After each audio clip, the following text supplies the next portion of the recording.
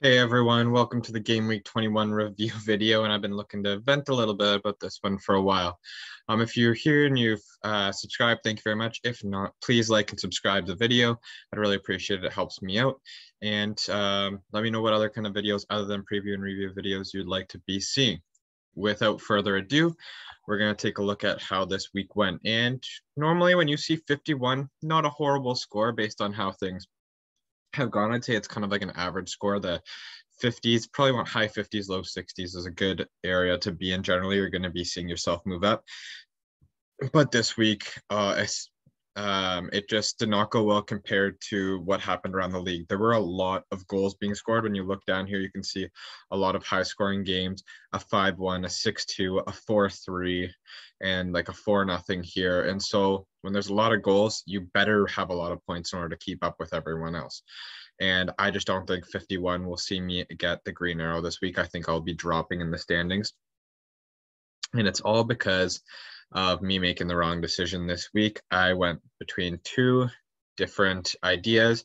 It was either going to be Scamacca for Mertens, which is what I did, or Mario Rui for Hernandez.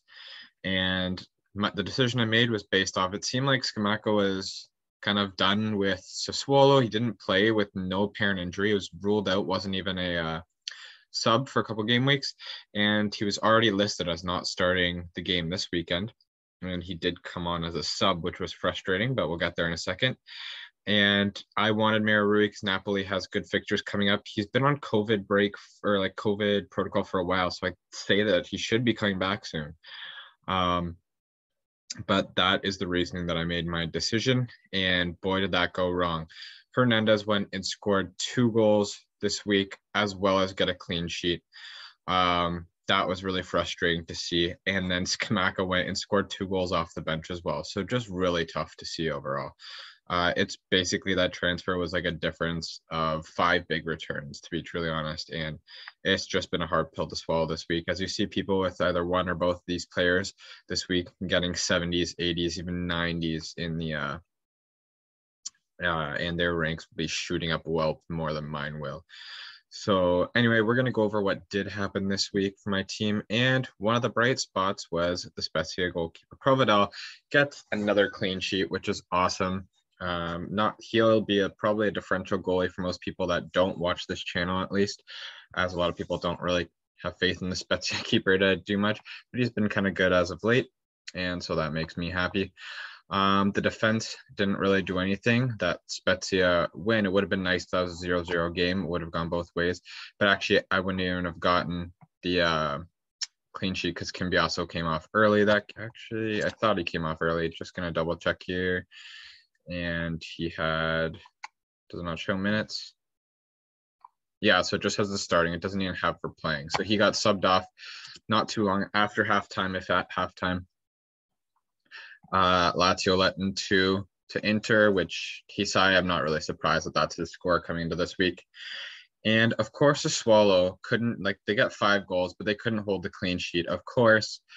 So I don't get my Ferrari clean sheet, which that one's a little annoying. I should have had that one, I'd say, based on how that game went down. Berardi once again comes through, a goal and 2 assists. He's had a great run of form the last 2 games, and I expect that to continue for at least a little longer. So happy to have him in the squad. I just am sad that I didn't captain him at the end of the day. Then we got Quadrado, who got a yellow card. Now, this kind of seems bad, and it is because it lowered my point total by 1 there. But I think by this, the suspension that he saves because he's got enough yellow cards carries into the Super Copa game in this week. So he'll be ineligible to play in that 1 game tournament kind of thing. But then he'll be back, I'd assume, with a clean slate for the next Serie A fixture. Correct me in the comments if I'm wrong, but that's what it sounds like is going to happen. And if that does happen, that kind of just wipes all his yellow cards away as far as Serie A goes. So from a Serie A fantasy point of view, that's kind of good. As a Juventus fan, I mean, you want your best players to be playing in a trophy match. But as Serie A fantasy, I'm happy about that. Next is Pasalic went and got another goal for Atalanta.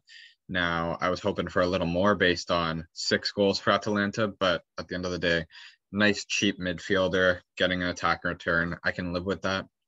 And Barella doesn't do anything for either of the 2 goals that Inter scored. And the midfield or the attack was probably the most disappointing. Vlahovic in Fiorentina looked awful against Torino, and not much happened with Vlahovic. He got his 2 points for playing, which doubles to 4, and that's about all that can be said there. What an awful game by Fiorentina. I watched that game, and it was just absolutely shocking play from the Viola.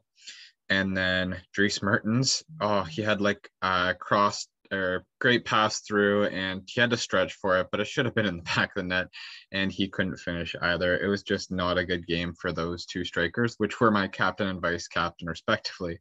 I'd be lying if I was like, oh, these seem like good fixtures. Maybe I should double captain this week, and I'm so glad I didn't.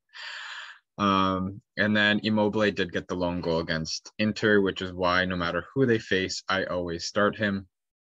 One thing that I'll consider myself fortunate of is that I did get all 11 players to play the game, which was good. They all started, and that was crucial because I knew my entire bench would not be playing this week based on suspension and injury. So that was good. But as far as performances, I really was hoping for better based on how this week went. So overall, I'd say I was disappointed this week. Now, next week, I will have Karsdorp and Kandreva back at least, I believe. I'm hoping Mario Rui is going to be another weekend matchup of fixtures because we got Coppa Italia and Supercoppa during the midweek. So they will be playing matches. So we got to keep track of who's playing and who might get rotated. But at the end of the day, I should at least have a bench if need be.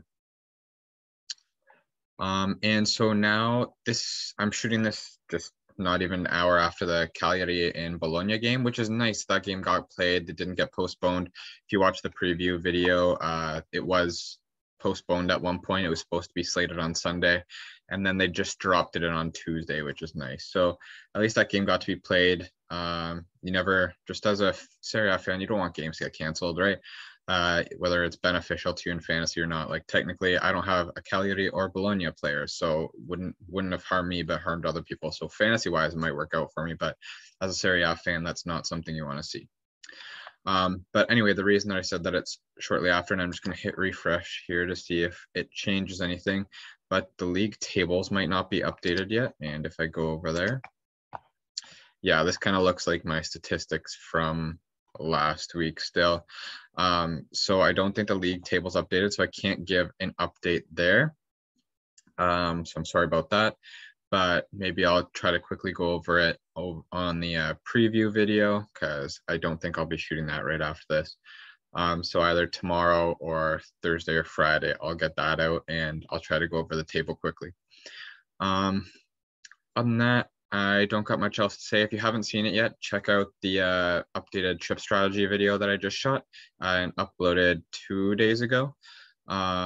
Just because things change all the time in fantasy, so you never know. So the strategy has to change sometimes too based on player injuries and stuff like that. Another video I have planned for the end of the month is going to be highlighting the different transfers and what players might be good for fantasy and what ones probably don't matter, and a lot won't even be included just because they're irrelevant. But anyway, I hope you look forward to that. Like I said, please like and subscribe to the video. It would really help me out, and I will see you again next time. Take care.